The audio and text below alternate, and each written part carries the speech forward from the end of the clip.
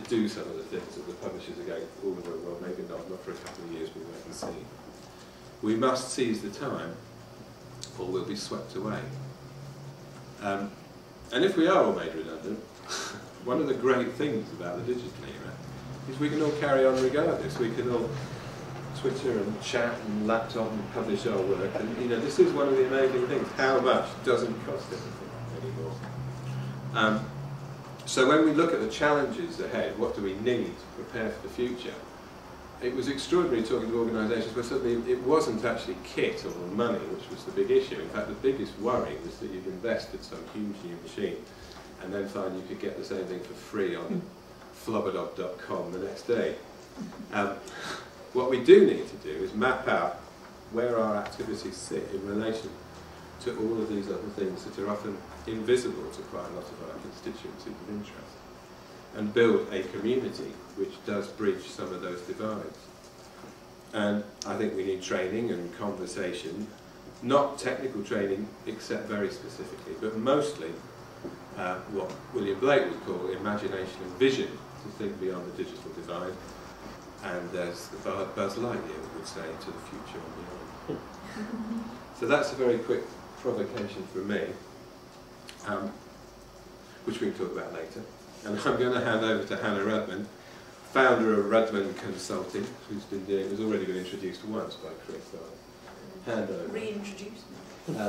Exactly. But she's also, and one of the most fascinating things that you must explain, she's on the board of Milk with Two Sugars. Yeah. It's it's a new company that we were going to launch before the recession, and it's about providing financial services to tradespeople. So, great. there you go. But over to Hannah, and yes. welcome along. Have that in slideshow format, please. Windows security. Great, thank you.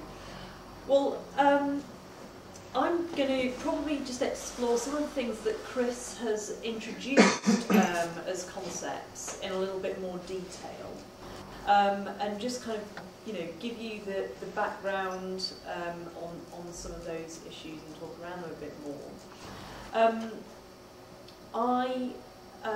I think the first thing that I want to say is that I guess we're living in a time when the general public has really changed its behaviour, and that's because of the impact of technology.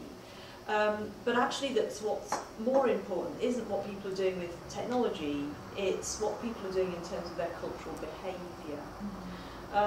So, I mean, you know, we've sort of seen that markets have become global. We have seen that companies have reacted. The first wave of internet companies, for example, like eBay and Amazon, I guess what they did was move commerce online. But now we're sort of seeing a new kind of era of dot-coms. And if we call Amazon and eBay Web 1.0, then the new dot-coms are kind of Web 2.0. And Web 2.0 is all about people, it's all about connections, it's all about communication and conversation. I'm going to try my clicker now. Yay! Okay, so just to kind of address the notion of digital divide first up. About 3% of the world is now on broadband, and within about 18 months that's going to be 10%, and we know that kind of Barack Obama is making promises about scaling up the number of people in the States on broadband. It's interesting that there are going to be 4 billion mobile users over the next 12 months, and actually a lot of developing nations are building their infrastructure on the idea of mobile phones rather than on PCs. We're kind of going to see a lot more convergence. We've already seen a lot of convergence where devices like that is, you know, it's a phone, it's one of those, it's an iPod. But, you know, mobile devices like this, in, say, 3 years' time, will be able to hold 10 terabytes of data, and a terabyte is 10,000 gigabytes, I think. So that's, probably just about, all of iTunes catalogue, and a device this size will be able to hold it. So some really interesting things to think about there, and obviously the impact of that is going to have, it's really going to impact how artists and writers behave, and it's going to impact how audiences and readers behave. So going back to the idea of it's about cultural behaviour, it's not about the technology.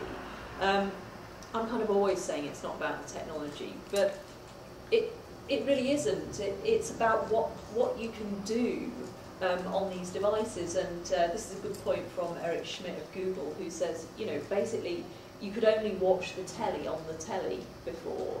You could only listen to the radio on the radio. Now you can kind of do anything on any device. You can kind of mix and match it, do what you want. And that means that kind of business models that say no to the end user, no to the consumer, will ultimately be replaced, because actually the consumer is the person in power when they can do what they like on that device. They've got choices. Of course, Google's quarterly profits have risen again.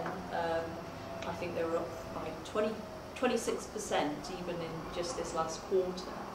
And what are they doing? They're not doing particularly anything new. They have released a new internet browser. They've released a new kind of iPhone, that's the Google one. But nothing new. Their business is just about data. So all they do is provide a platform for other people to make businesses of, and that's how they're making money. They're not making money by, flogging anything. They've just got data. I think this is a really interesting quote to frame our thinking today as well, and I'm sure you're probably familiar with it. It's Charles Ledbetter. I'll just give you a second to read it.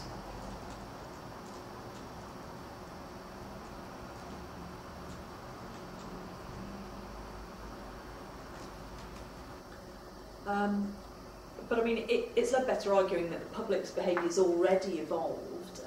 We've definitely seen it with, the emergence of the blogosphere. Every hour, every minute, 14 hours of video is uploaded to YouTube. There are 6.6 million photos uploaded to Flickr every day. There are already 15 million reviews on TripAdvisor. There are 11.2 million Wikipedia entries. So people really do want to be players and not just spectators and part of the action and not on the sidelines. And Ledbetter actually wrote this book collaboratively as well. You can now purchase the hard copy from Amazon, but he wrote it online as a blog and asked for contributions and ideas and opinions and feedback, which have kind of made it into his final cut.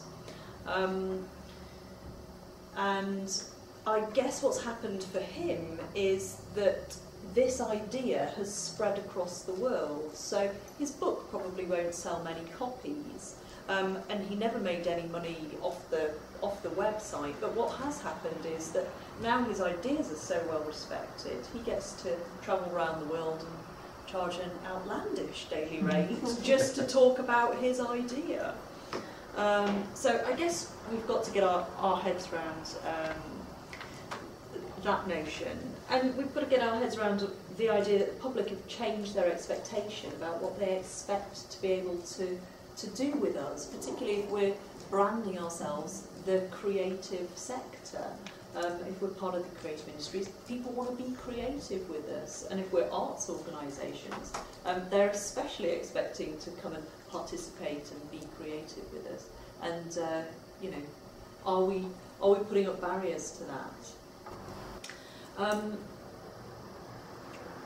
Okay, a few screenshots here. Sorry that this one's beginning to go a little bit explicit, but that's user-generated content for you.